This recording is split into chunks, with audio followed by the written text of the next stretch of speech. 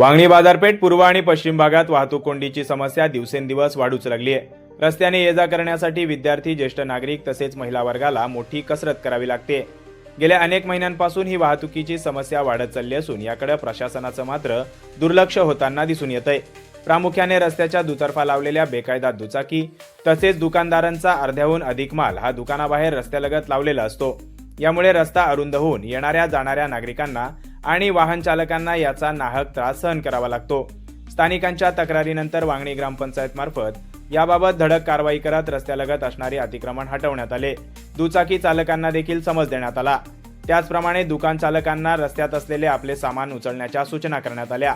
मात्र केवळ कारवाईच्या भीतीने काहीच दिवस रस्ता मोकळा झाला।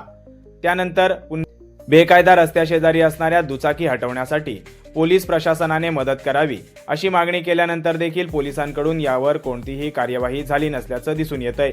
त्यामुळे नागरिकांना होणारा त्रास कमी करण्यासाठी पोलीस प्रशासन कधी कारवाई करणार याकडे सर्वांचं लक्ष लागलंय।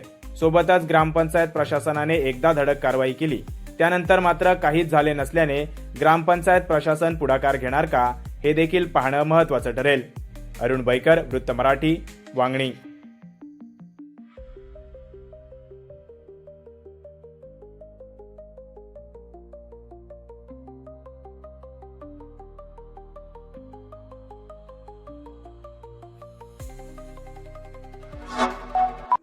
Like, comment, share and subscribe.